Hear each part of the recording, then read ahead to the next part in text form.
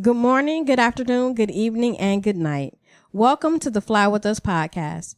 This podcast is bringing the art of conversation, self-love, self-care, mental health care and protection, life lessons, love lessons, and everything in between.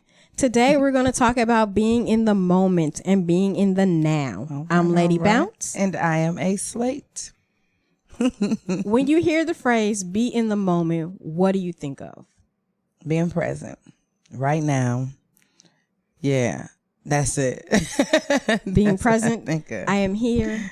I am breathing. I am solid. I am grounded. Mm-hmm. Not what happened yesterday. Not what's about to happen in a minute. Not what we think about to happen. No. It's right now. Me sitting here looking at your t-shirt. I love that. I'm here to educate. This actually came from, I can't even recall it, but it came from a TV show. Mm-hmm. And the robot, when he said things, he said it in threes. So I'm here to educate. Exactly. So I'm here. That is my purpose. I believe that is my purpose. It's the only thing I've done in my life that brings me joy, even in the bad moment. So I know that's how I know it's my purpose. Because even when I do have a bad day, I still come home and be like, I'm going to do it again tomorrow. I'm going to subject myself for the same punishment, the same whatever. Punishment. It's not punishment. Right. No, not punishment. But I mean like the same. I'm going to subject myself to all of this again tomorrow because that is my passion. That is my purpose. Mm-hmm. And it's working for me. It works if you work it. It works if you work it. But you just said something that made me think of something I just saw. Okay, a second ago, but right now I'm going to share with you a quote by shout out to leader teacher Ali. Yes. Shout out to Ali.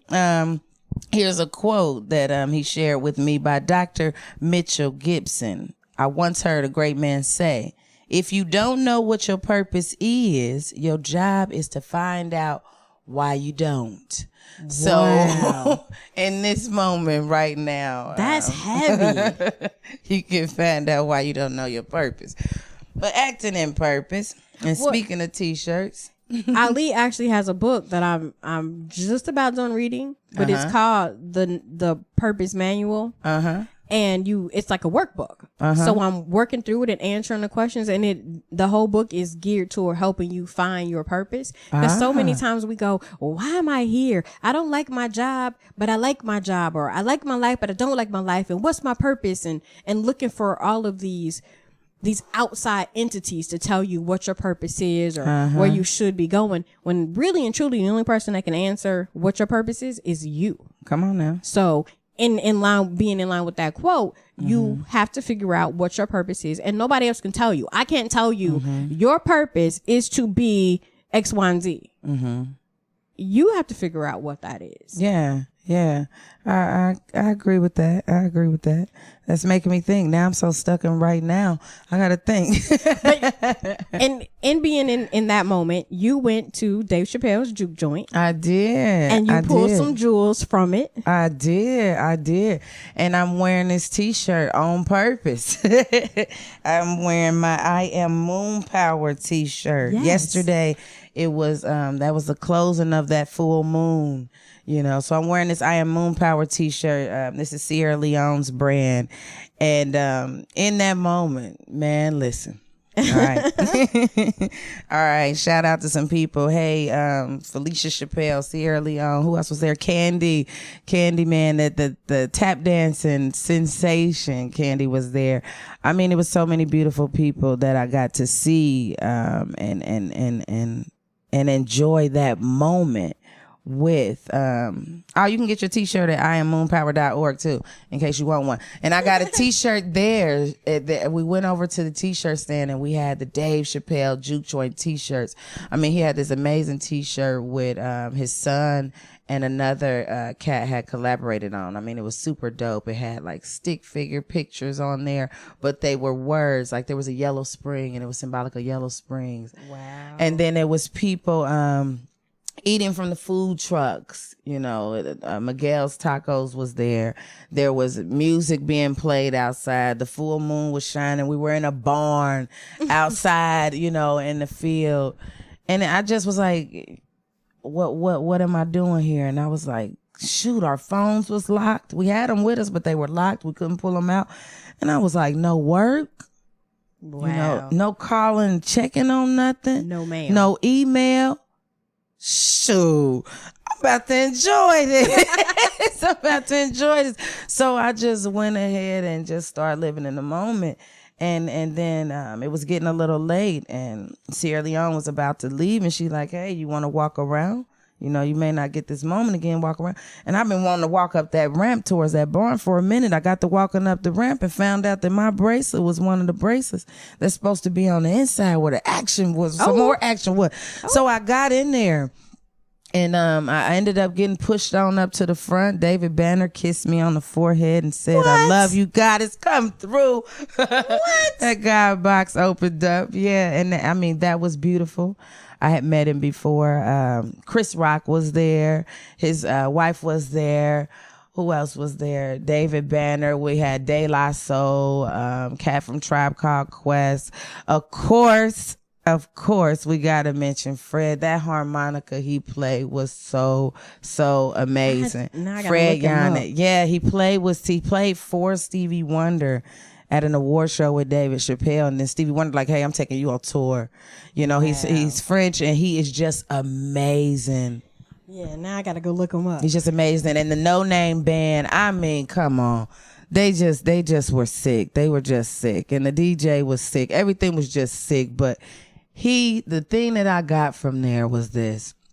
Dave Chappelle said that they had bought tickets to go to a Prince concert, and it was the show happened to be the night that they were going to celebrate the homegoing of Phife, right? Phife Dawg. Yeah, so they were going to do that, and they like, we'll catch him at another show. And then he said that that time never presented itself again because Prince never did another show. And so he encouraged everybody in the building and outside in that space to do it now, live in the now, be present, live and enjoy, what we have right now. And I was like, yeah, because you may not get another opportunity to do that. And I just thought that was just beautiful. And we just sang and laughed and danced and just was being ourselves. I had my locks free for a minute, and then I wrapped them up because, my head was getting a little hot.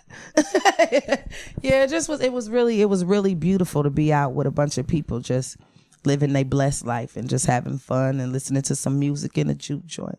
In the juke joint. And I was so jealous that when the tickets went on sale and people were like, tickets are already sold out. Yeah, like 20 minutes, I think it was. I didn't even get to click the link yet. Wait, church finger. Yeah. But so yeah, I was like, of course I knew, that it would definitely be an event for the ages because he's done it before, I guess. And people have said, if you missed it and, you just missed everything. And I was like, I know. I mean, there was a part in there where Fred Yannick had asked the audience to sing along on some singing parts of a couple of songs, and so we la la line, right? We la la line, but then the band stopped playing, and this is all you hear, and it's getting louder and louder. I mean, and this vibration is moving, and then they start playing, and then the lights are shifting, and especially when they did the Purple Rain and the purple light came on, and the ambiance of it all. Man, I felt like I was at the Color Purple with Suge, and juke joint. I mean, or it felt like you get that good feeling when you go in the basement, with your family, and they having their good fun listening to their music. I mean, it just felt good. It felt like family. It felt like a lot of love and community. It just felt good. Felt real good. I know, it's like I don't even know what to say in that regard. And you also talked about how regular, quote unquote, Dave Chappelle is. I mean, like, he's super, super regular and humble and down to earth. Yes. And then he like everybody that left, everybody left. And then he like, y'all that's still here, guess what? We get to keep being ourselves.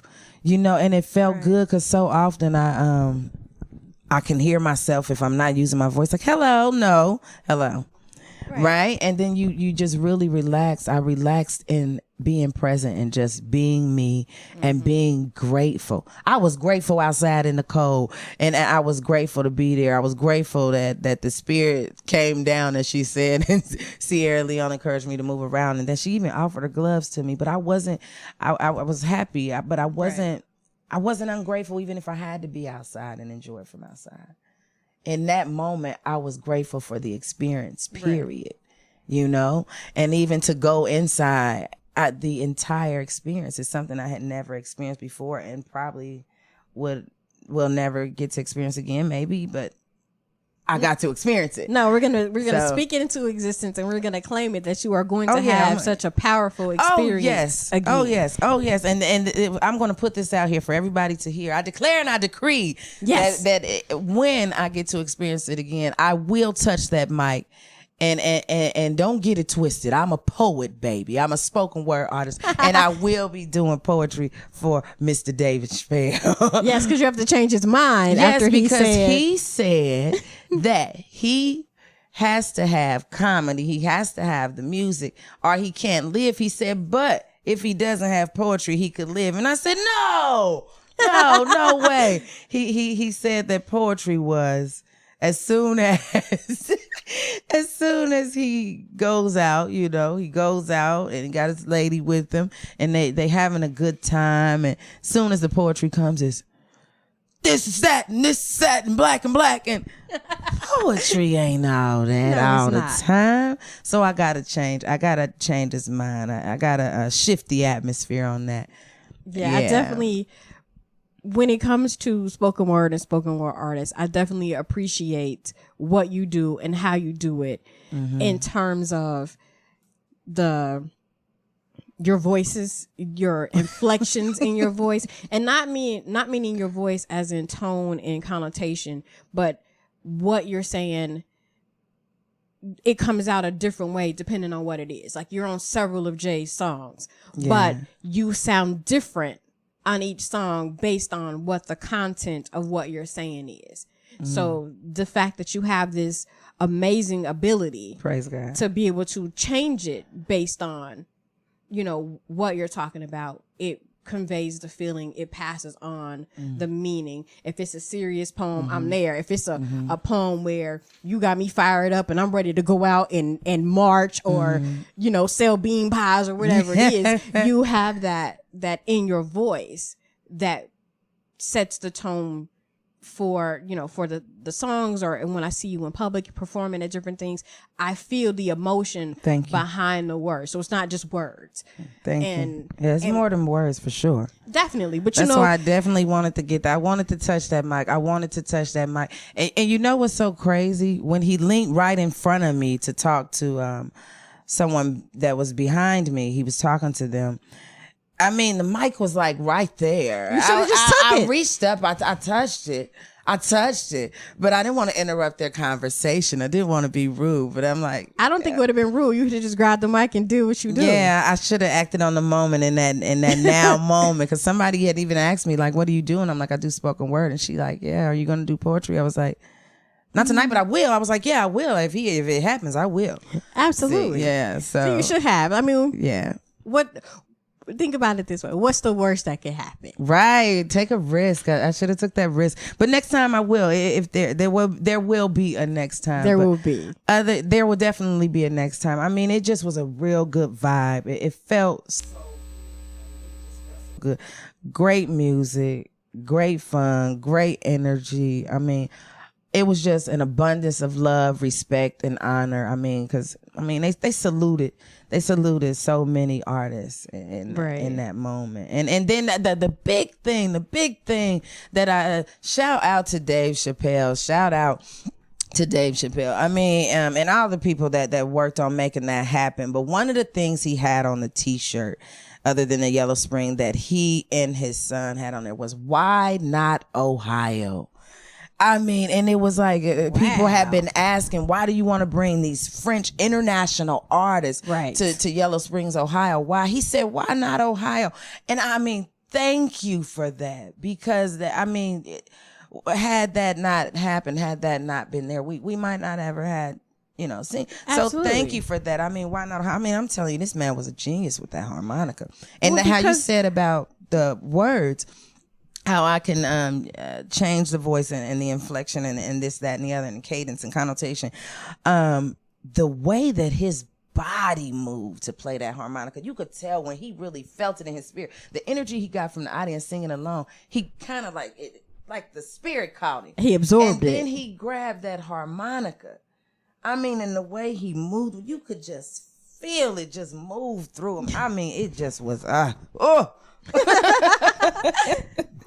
Yes, I know the trumpet player. I mean, I just can go on and on and on about it. But the gems there was just be present, be here, live it, enjoy it, be grateful, and give back, and never ever forget where you come from. I mean, that's the biggest piece. Never forget. Right there is so many people, you know, they quote unquote make it, and then they forget where they're from. They move to Atlanta, they move to LA or New York or some other big city, and you forget, you know, where you came from, because you're so much bigger than the little hometown you came from. But Dave Chappelle has always been one of those people that, like,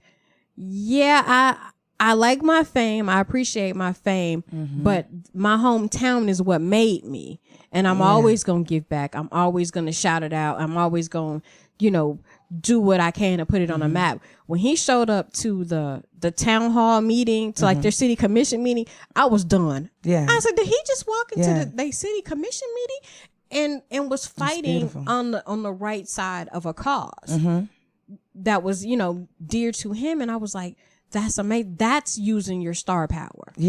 Not using your star power to, you know, to bring awareness to a cause that we already see everywhere. You know, we know that there's, you know, abused animals, or we know that this happens or that happens. But for him to rally behind a cause that was a big cause and a big deal in his hometown, in his community, it made me appreciate him more. It made me admire him even more. And having met him and shook hands with him, beautiful. And you know, he's come to some get downs and literally partied right beside us. I remember he said he helped someone. Didn't he help somebody? Somebody needed some assistance.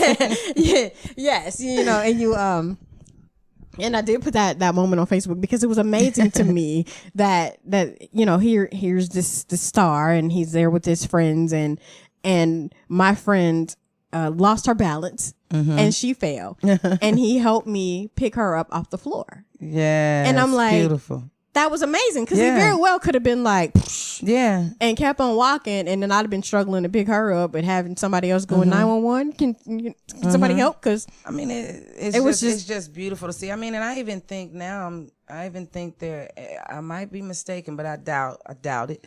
I think Stan Lathan was in the building. I think I heard someone say Stan Lathan was there. And, he may have been, because they do a lot together. I believe that's who I was looking at. It looked right to me. Another thing I did shout out, just Dave Chappelle, Yellow Springs, Juke Joint Action. I got my t-shirt. I'm so glad to have experienced that. Another thing I had done before that, I went to Miami University, and P. Frank Williams came, and that was like I was grateful for that. I mean, come on, this is one of the writers for like the Source magazine. He's produced some great documentaries on hip hop, the hip hop culture. He grew up in the hip hop culture. He knows where it comes from, the basement. You know what I'm saying? And he like, some people say I got it from the mud. He got it from the basement. You know, and I mean, he was there, but I appreciate when people of that caliber, that stature, and that notoriety will still come back and teach and show and share. And he came to show some students in us another face of hip hop. You know, a face, the intelligent face of hip hop, because so often hip hop can be obscured with what is so overly commercialized. Yes. And he was talking about how hip hop was once we had more at stake. We had more to lose. So our conversation was different versus hip hop today. Right. Which I posed it to him. I posed the question like, well, I asked him about poets, and he said that they were the OGs of poetry. But the young people, they still have something to say. They're still powerful in their own right. And that was a 200% agreed thing. They're just not fighting the power for the people. They're fighting for the individuality. See us for who we are. Accept us for who we are collectively. Right. And it just was amazing just to see these powerful beings, these prominent figures in history come back and give back to us. Yeah, so that was what I got. And even Puff Daddy talked about being in the now. He, you grind, you do that thing, and you capitalize on it, and you do it and stay focused and go as hard as you can with it. He said by the time he was 13 years old, from his paper route, he was making $750 a week just because he didn't want to see his mother's face sad again because she couldn't provide for him when he wanted a pair of shoes. He said he never wanted to see. So that one moment, in that now, it changed his life for the rest of his life and the rest of his mother's life. That now changed his forever. So in that, I'm being cognizant of my purpose and poetry and its power and words and humility and gratitude, because that can very well change the rest of my forever. Yeah. So that's where I'm at in the moment. I'm in awe and I'm grateful. Yeah. I like that because in my day job, I do that every day. Mm-hmm. I am, or at least I try to be, what my students need right now. Mm-hmm. And someone made the comment to me last week, and it really it hurt me to my soul and irritated me to the point where I'm going to go harder now. Mm-hmm. Because I'm doing all of these things for my students because this is what they need right now. And whether it pays off in this huge way down the line, I don't know that. I can't think about that. I can't worry about that and focus on that. But what I can focus on and what I can affect is there right now by me being there for them right now. So like the comment was made to me, well, you're doing all of this stuff to help your student get out of jail and he's just going to disappoint you in the future. Well, first of all, that may be true. I don't know that. No, we don't even give but any I'm not going to, right. I'm not going to speak anything like that into existence. Right. And I don't have any control over his life past graduation. Mm-hmm. But I'm going to put him in touch with people that can take him to that next level where I know at this point, this is my limit. Like I've got you to this point and I can't take you to the next phase, but this person can. Mm-hmm. He deserves that. They all deserve that. So for somebody who works with me in the capacity of working with young children, tell me to stop because he's only going to disappoint me in the future. It's just going to make me go harder for him because I'm going to go harder for him now so that he doesn't end up disappointing me in the future, according to this person. And I was that makes me think of just how they had everybody put their phone in a case and lock it up. We have to do that in everyday life. Yeah. Not metaphorically, we have to do it. I mean, you have to turn the phone off, turn the conversation off to people that talk like that, especially when you know that you are operating in purpose. Right. Especially when you know it is a part of the plan. Like I knew that last night was going to be a part of the plan. Now, sure, a little bit of, doubt gets in there. That fear thing is real. That gets in there. But I kept saying I'm gonna get close to Dave Chappelle one day. I'm gonna meet Dave Chappelle one day. I'm gonna do poetry for Dave Chappelle one day. You're gonna be on stage next to Dave Chappelle. Yes, and this is gonna happen. I mean, so and why is this gonna happen? I want the kids to see he's a real person. I want them to see this level of greatness can be achieved. I want them to see what it looks like to be successful and to still be connected and how to do it successfully. Like, he tuned all that other stuff out. He had to. But at the same time, I don't forget about you. I didn't forget about any of you. I still love you. So I love that you still move forward and being committed to your purpose as an educator to continue to do the work. And as a poet, A. Slate, look here. Next time you get a chance to grab the mic, you better grab that thing. You better grab that mic, okay? But we have to be positive. Our mindfulness minute for this week is be positive. Optimistic thinking focuses on what's going well in life. The beautiful, the fun, the well done, rather than the ugly, boring, and potentially hazardous. An optimist sees a glass half full, as the saying goes, and even puts a flower in it. Why? Seeing life as beautiful and fun increases not only your happiness, but also the happiness of those around you. When you get better, everything around you gets better. Come through. Come through. Whenever you are faced with a tough situation, do your best to see all of it, including potential silver linings. Staying positive helps you weather life's storms, big and small. That is our mindfulness minute for the week. In our self-care assignment this week. Oh, Slade, if you gonna worry, then don't pray now. You sound like my grandma. We have to curb our worrywart tendencies. Now, I want y'all to know I'm no expert on self-care. I am going through it with you. That's why it's fly with us. We are growing together. We glowing through it together. Glowing and growing together. Okay. Are you a worrywart though? Yes. Look, right? How many of the following describe you? You find yourself worrying about things that are extremely unlikely, such as suffering from a freak accident or developing an illness you have no reason to believe you would develop. Do you find yourself doing that? I used to freak out every time I knew it was going to be a crowd of people in the room. Like, oh God, I got agoraphobia. I can't do this. They are watching me. I'm going to panic. Right. Fear is created. Fear is created. Just go ahead. Just be great. Enjoy the moment. You often lose sleep worrying about what would happen to you if you lost a loved one, or what would happen to your loved ones if they lost you. Do you feel compelled to control the behaviors of others because you worry that they can't take care of themselves? Are you overly cautious about engaging in any behavior that could result in harm or hurt to you or to those around you, even if the risk is small, such as driving a car, flying in an airplane, or visiting a big city? If even a couple of these worrywart characteristics describe you, you probably worry more than you have to. Make a list of 10 things you can do to reduce your stress. Also, list all those worries and then assess the real possibility that each will come to pass.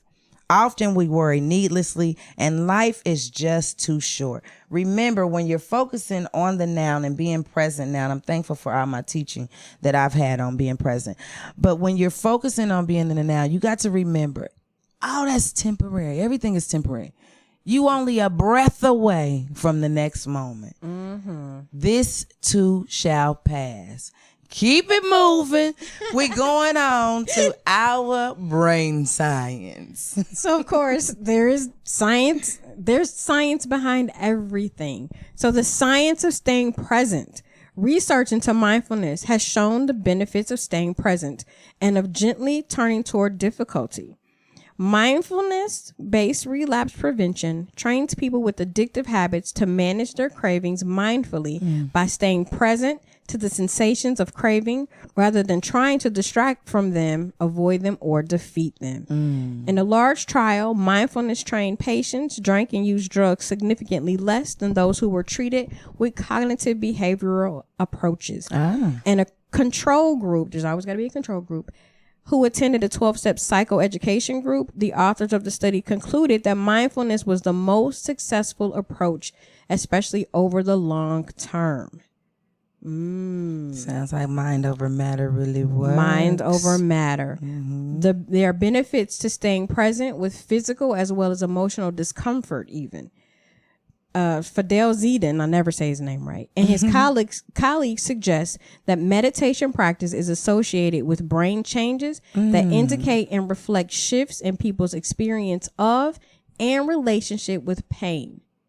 Mediators show decreased activity in the primary somatory sensory cortex, which is the area of the brain involved in registering pain. They noticed increased activity in these areas involved in a regulation of pain. When you turn toward the pain, it increases. When you fixate on it, it gets worse. If you don't think about it, not so much. Like my grandma. If you don't feed it, it cannot eat. Exactly. So, like the old parable says, you have the evil in you, have the good in you. Which one grows? The one you feed. So in this aspect, staying in the moment and meditating is I like that. the ultimate self-care practice to be able to experience all parts of life. And on our Facebook page, there actually was a self-care assignment that said, look around you, find 3 beautiful things, and don't forget to include yourself. Stay present, be present, be in the now. Every day, every opportunity is another gift to experience it all, the good, the bad, and the ugly. And I'm here for it all. Even in the ugly parts, like you said, I focus on the bigger picture. Yeah. Out here, what can't nobody else see? What you have inside of you, your vision and your desires and your wants that's inside of you. Nobody else can see that. Right. Go ahead and keep looking at that. Focus on that until it manifests, until it becomes real. And also, don't spin your wheels trying to make other people see it. No, because they ain't gonna be able to see it. Can't nobody get in your head, man. Can't nobody get in your heart. And I told a good friend of mine, there are some things, some pieces of you that the world doesn't deserve to see. There's beauty inside of you that nobody else deserves to see except for you. So be in that moment, see your beauty, I'm letting them see all my beauty, girl. I'm letting my forehead out. I know, I'm not saying, I know. Don't let it out. But even when you let it out, always keep a little piece of something that's for you. Because in some cases, even your detractors are listening. And they're taking from you all of your beauty that you put out. Oh, that draining thing. And it will drain you, and then people will take your ideas. Like when I was pregnant with my children, I waited to the last minute to tell people what I was naming my children because I didn't want anybody to take my baby's name. It's my baby's name. And you have people to be like, oh, that's a beautiful name, and the next thing you know, you got 15 people named Asante, and you're like, wait a minute, you stole my baby name. Just stay present, stay in the now, enjoy the moment. Beauty is all around you because it is inside of you. Love, peace, happiness, joy. It is all within. Let some of that out. Let it all out. Let it out. Let it all out. Let somebody else catch some. I love y'all, and I'm living so good right now in this joyous moment. So I hope y'all living y'all blessed life too. Hey. You can find us on SoundCloud. No, keep that going. On Facebook. On YouTube. Instagram. And Instagram. Interact with us. Fly with us. Love yourself. Yes. We love you. I love you. I love you. And you can email us with questions, comments, suggestions, ideas. Hey now. Fly with us, LA@gmail.com. We out of here. Peace.